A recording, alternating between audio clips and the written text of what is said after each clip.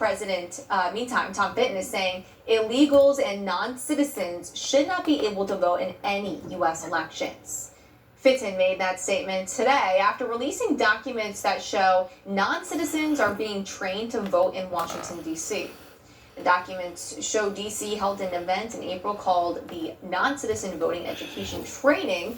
The Voting Rights Amendment Act of 2022 allows non-citizens to vote in local elections in the nation's capital if they meet certain requirements. But Wisconsin Representative Brian Stile is working to reverse that law and is holding a hearing on the issue this week. This should be banned outright. We should pass my legislation overturning Washington, D.C.'s laws.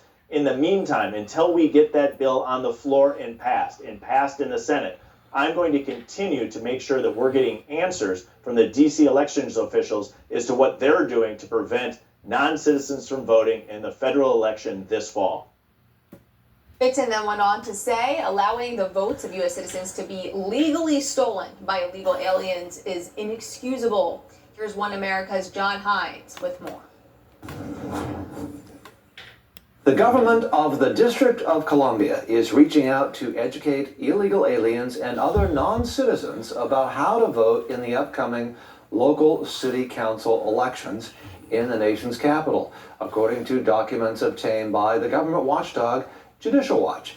And with us now is Michael Bekesha, an attorney at Judicial Watch. So Michael, the D.C. Council changed its law last year to permit non-citizens to vote in local elections in the national capital. Should American taxpayers be concerned?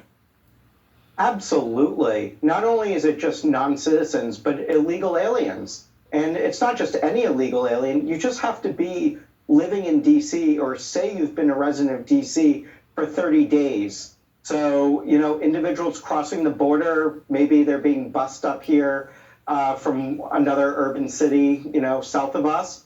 They show up, they're here for 30 days, and then they get to decide in our elections, vote for our city council, for our mayor, our attorney general, and we already have a crime problem. And I imagine these folks probably are going to be soft on crime even more. And of course, the Republicans in Congress, I think they tried to do something about that. I think they passed a law in the House. Of course, I don't think that made it through the Senate. So essentially, it seems like they're not really being able to effectively remand this decision by the D.C. City Council. Is that correct? That's correct. I think Congress could have taken some actions, but it doesn't look like they have. They could have prevented D.C. Board of Elections from spend money on training to allow illegal aliens to vote, but they didn't do so. Congress is known to put riders in, preventing the government from taking certain actions, but they didn't do so here. So, Congress and the Republicans have let us down. So talk a little bit about then, you said that actually there's the proof that someone lives in Washington, D.C.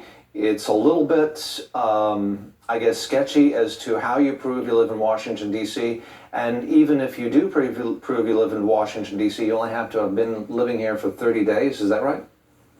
That's right. So the documents we've received was a PowerPoint presentation that the Board of Elections was providing, and one of the slides shows the form that illegal aliens have to fill out.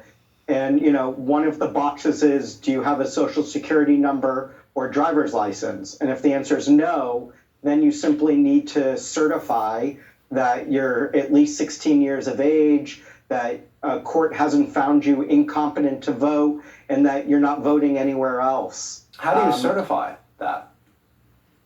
You just sign your name, and, I guess if you lie under oath, it's maybe $100 penalty or whatnot. But besides that, it's a utility bill or, something else to show that you're somewhere, living in the district and have your name attached to it. Now, this is just for local elections. This is not for federal elections. So this wouldn't be for instance, in the presidential election or, say, the election for the D.C. delegate, which is a federal office. But do we know if this is happening in other, perhaps, urban centers across the country, do you suppose? I believe a couple cities allow such individuals to vote. I think potentially Montgomery County, Maryland is one And I think there are a couple other places, but this is really rare. The other rarity that you have in DC is that these individuals, say an illegal alien, can also run for office. So you could have an illegal alien mayor of the District of Columbia or a council member. The law, when the change took place, this was one of the consequences that I'm not sure the city council realized, but is a consequence of the law.